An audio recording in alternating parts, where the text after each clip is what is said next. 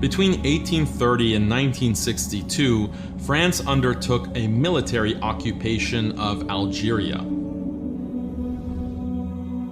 At the time, Algeria was a country whose indigenous population was more or less entirely Muslim. The 130 years of occupation were characterized by two especially violent periods. First, there was the initial conquest of Algeria. This was gradually accomplished between 1830 and 1875. Second, there was the Algerian War of Independence, which ended the French occupation. This took place between 1954 to 1962. During the occupation, French rule resulted in millions of indigenous Muslim deaths. The exact number of deaths is a debated issue. Western academics estimate a death toll of approximately 2 million. On the other hand, Algerian scholars and government officials estimate a death toll of 5 to 10 million. Algerians claim that 5,600,000 people died as a consequence of the French occupation.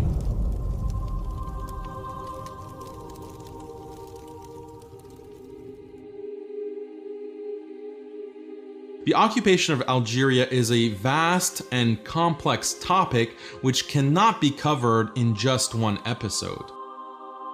This episode will concentrate on the initial French conquest of Algeria between 1830 and 1875. Prior to the French conquest, the indigenous Muslim population of Algeria was 3 to 4 million. During the conquest, Algeria lost 1/3 to 1/2 of its indigenous population. The most authoritative scholarship holds that about 800,000 Muslims were killed by direct French violence. Moreover, a similar number died as a result of famine, epidemic, and economic collapse triggered by the French occupation.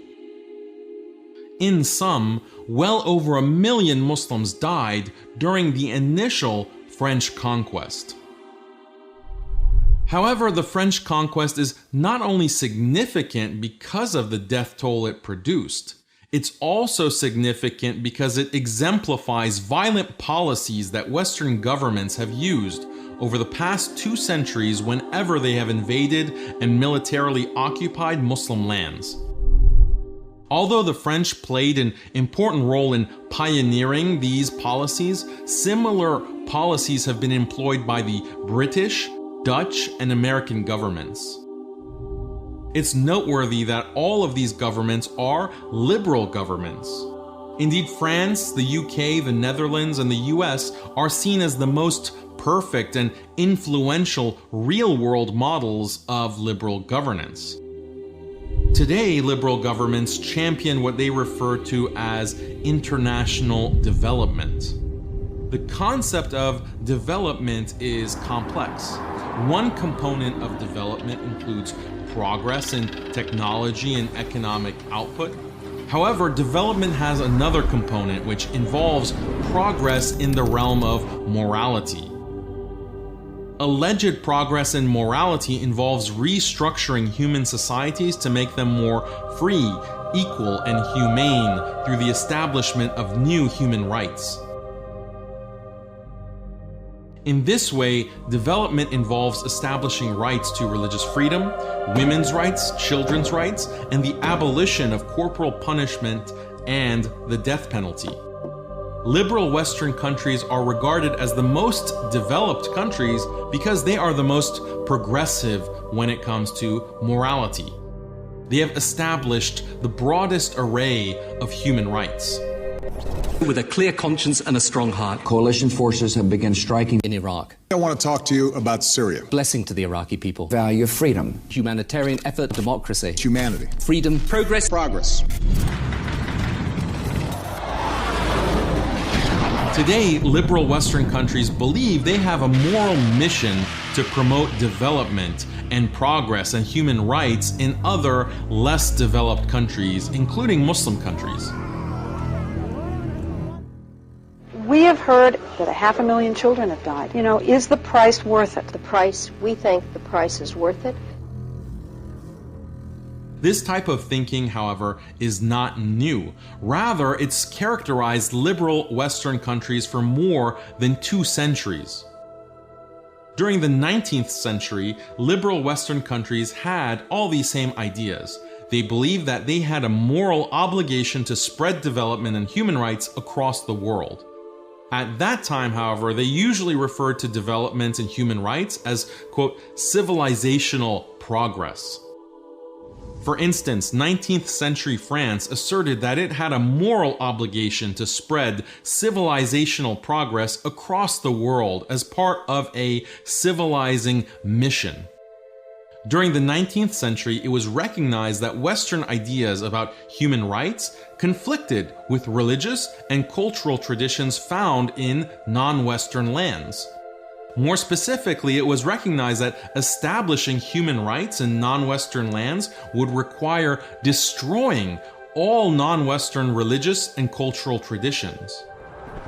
It was expected that non-Westerners would resist this process. Liberal Western countries held that it was necessary to use violence in order to force non-Westerners to accept human rights. This would require the invasion and military occupation of non-Western lands. With this in mind, Western countries invaded non-Western lands across the globe, including Muslim lands. It's important to emphasize that such actions were not seen as contrary to liberalism and human rights. Rather, they were justified as liberal efforts to spread development and human rights. Such justifications were set forth by leading 19th century liberal intellectuals and politicians like John Stuart Mill and Alexis de Tocqueville. Liberal Western countries also wanted to benefit financially through their invasions and military occupations. For example, they desired to take economic resources and land from non-Western peoples. The fact that Western countries wanted to benefit financially does not mean that they were not also genuinely committed to spreading human rights and progress. Rather, similar to Western countries today, Western countries in the 19th century sought to both spread human rights and also advance their material financial interests. During the 19th century, liberal intellectuals and politicians in France observed that Algeria was an undeveloped country lacking in human rights. More specifically, the French noted that Algerians had an Islamic Sharia-based legal system whose rules sanctioned many human rights violations, including corporal punishment, infringement upon religious liberty, and violations of so-called women's rights. France recognized that Algerians would not willingly renounce Islam and its laws. France would need to force Algerians to abandon the Sharia and adopt a French-style legal system centered on human rights. France also desired to take control of Algeria's agricultural lands. It planned to use the indigenous Muslim population to undertake low-status labor. Algerians would be allowed to work as farm laborers, servants, and prostitutes for French colonists. So France embarked on a conquest of Algeria, both to spread human rights and to advance its economic interests. As expected, French efforts to conquer Algeria and eliminate the Sharia were immediately met with violent resistance. The Islamic doctrine of jihad teaches that it is religiously meritorious for Muslims to defend their religion, their families, and their land from foreign invaders. In keeping with this doctrine, the Algerians described their resistance to French invasion as a jihad. The Algerian jihad was headed by Abdul Qadir al-Jazairi. Abdul Qadir was both a religious scholar and a highly effective military leader. The doctrine of jihad enraged the French precisely because it was used to justify the resistance to liberal French rule. The French conquest of Algeria was led by General Thomas Robert Bugeaud. Bugeaud was responsible for crushing the resistance campaign waged by Abdul Qadir. The ferocity of the Algerian resistance surprised the French, and they took increasingly harsh measures to counter it. For Bugeaud, the project of spreading human rights and advancing French interests justified extreme violence. Bugeaud gained notoriety for pursuing a strategy of total war, wherein he burnt down crops, burnt down villages, seized agricultural animals, massacred women and children, and treated resistance groups with total extermination. Moreover, regardless of standard military regulations, Bugeaud in practice regularly permitted his soldiers to engage in torture and rape. Bugeaud's soldiers were infamous for mutilating the bodies of Muslims, cutting off their ears and displaying their decapitated heads. Bugeaud's policies would come to characterize the 130-year French occupation. Hence, this occupation not only resulted in millions of deaths, but also countless incidents of torture and rape.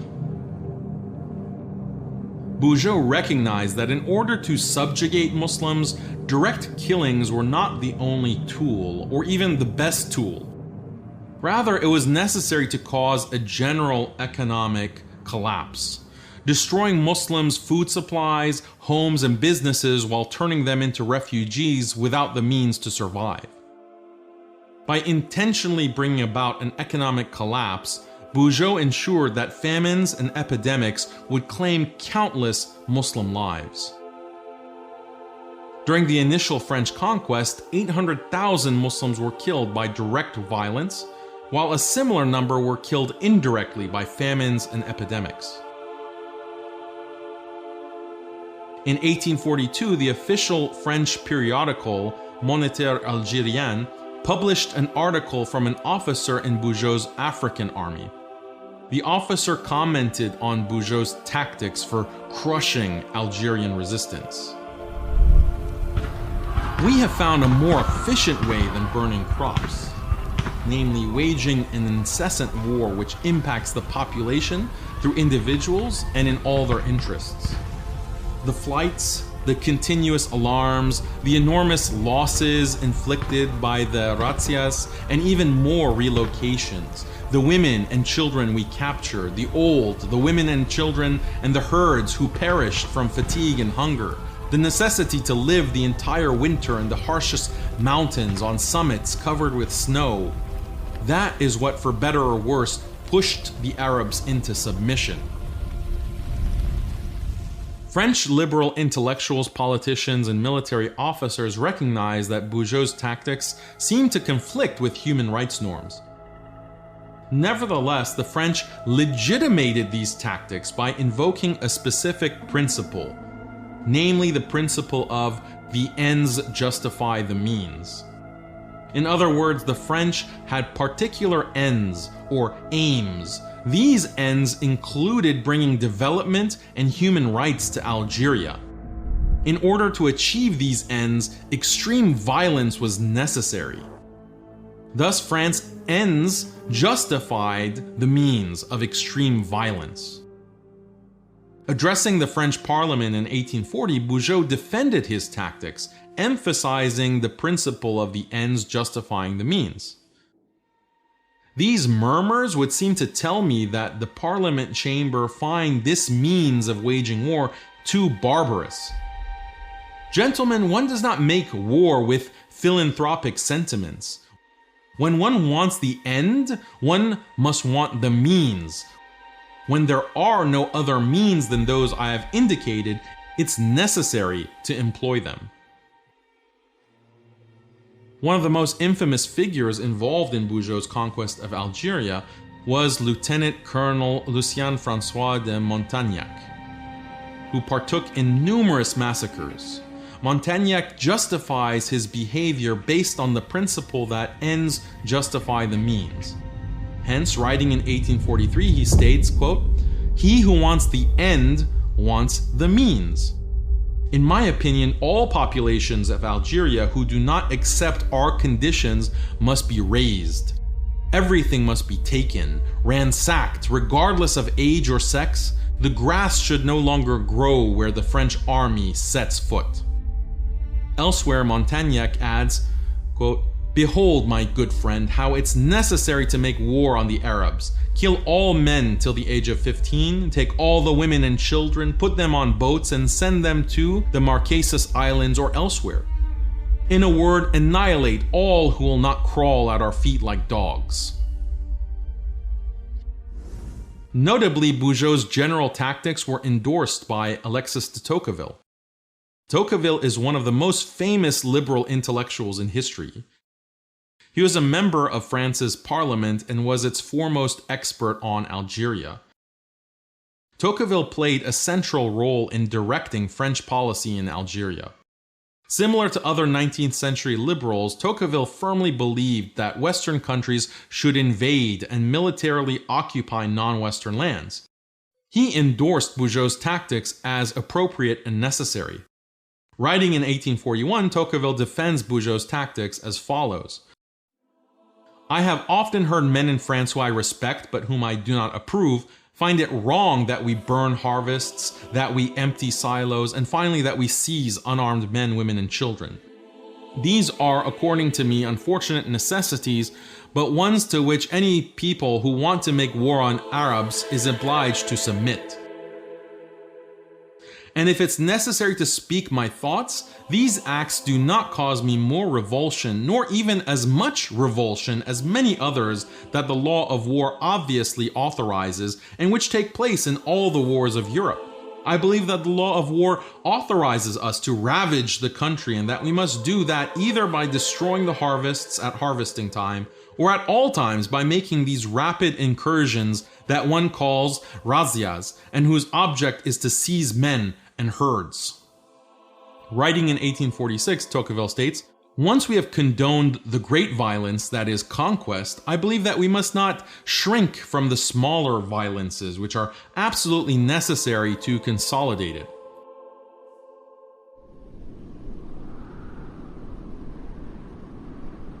The French conquest of Algeria offers some important lessons. First, the pre-modern Islamic notion of jihad is complex. There are different types of jihad. Some jihads are waged to conquer non-Muslim lands. Other jihads are waged to defend Muslim lands from foreign invasions. During the last 3 centuries, more or less, every jihad has been defensive in nature. Contemporary Westerners are not enraged by the concept of jihad because Muslims are invoking it to justify the conquest of Western lands. Rather, Westerners and liberals are enraged by the concept of jihad because Muslims have invoked it to justify defense against genocidal Western aggression. Algeria is an instructive case. Algeria posed no military threat to France. Rather, France invaded Algeria. The French invasion resulted in a defensive jihad. Moreover, the French were perfectly aware their invasion would produce this exact result. Nevertheless, they consciously decided to transform Algeria into a bloody realm of mass death, economic devastation, and jihad-related violence. Admittedly, some of this death, devastation, and violence might have been avoided if the Algerians simply allowed the French to destroy their religion, take control of their lands, and attack their families. The Algerians could have willingly accepted the low-status roles that the French designated for them, working under French masters as laborers, servants, and prostitutes. Yet accepting such things is not easy for people with dignity and honor, like the Muslim Algerians. More generally, we may say that because liberal ideology justifies the invasion of Muslim lands in the name of human rights, liberal ideology transforms Muslim lands into bloody realms of mass death, economic devastation, and jihad-related violence. This is true whether we're talking about France and Algeria, or the more recent US invasions of Iraq and Afghanistan as part of the recent so-called global war on terror. Nevertheless, liberal propaganda conceals this obvious fact. For the liberal propagandists, the destruction of Algeria or Iraq or Afghanistan is adequately explained by verses in the Quran which endorse jihad. Put differently, the indigenous populations in these lands read the Quran and then they decided to destroy their own societies by implementing Quranic teachings on jihad. A second lesson offered by the French conquest of Algeria pertains to strategies for subjugating Muslims. These strategies are not limited to direct killing, rather they depend largely or primarily on causing economic collapses, famines, epidemics, and waves of refugees. These generate immense suffering and result in countless indirect deaths. Over the past 200 years, liberal Western states have continuously used such tactics against Muslims, and they continue to be used into the present. Consider recent US policies characteristic of the global war on terror. During the past 2 decades, such policies have produced political and economic collapses in numerous Muslim countries, including Iraq, Afghanistan, Syria, and Libya. These collapses have resulted in several million indirect deaths, as well as 38 million refugees. US forces have also directly killed hundreds of thousands of Muslims, yet these direct deaths are only a small part of the overall picture. A third lesson is that liberal Western views on human rights are more complex than they initially appear. At first glance, it seems that human rights norms prohibit the invasion and violent occupation of other countries. Human rights norms would also seem to prohibit killing millions of people and engaging in behaviors like torture and rape. Yet this is a simplistic and historically inaccurate understanding of liberal human rights. Over the past 2 centuries, liberal intellectuals and politicians have continually endorsed the view that efforts to spread human rights justify behaviors which seem to violate human rights, including military invasions, massacres, as well as mass torture and mass rape. For liberals, the ends justify the means, so spreading human rights justifies various forms of extreme violence. Muslims have been a primary target of such violence. French rule in Algeria is one example, but there are many others. These include Dutch rule in Indonesia, British rule in India, Russian rule in the Caucasus, and US rule in Iraq and Afghanistan. In this sense, liberal human rights activism has a genocidal dimension. To be sure, such a view conflicts with liberal human rights propaganda. According to such propaganda, true human rights activism does not produce genocide, let alone mass torture and rape. This is similar to propaganda from Christians, for example, or communists. Such propaganda asserts that true Christianity or true communism does not produce genocide. What is clear, however, is that individuals claiming to act in the name of Christianity and communism have produced numerous genocides. The same applies to liberal human rights activists and liberal human rights philosophers and thinkers. The human rights activist, the communist, and Christian are the same in the sense that they will never acknowledge the mass violence they worked against others. Judged in terms of statistics, these groups have perpetrated the largest genocides in history. Nevertheless, these groups deny all responsibility. At the same time, these groups continuously and obsessively condemn the violence they attribute to others, like Muslims. The point here is not to endorse the childish, naive view that all violence is wrong. Rather, it is to highlight the unprincipled and deceptive character of liberal discourse, which has these parallels in communist and Christian discourse.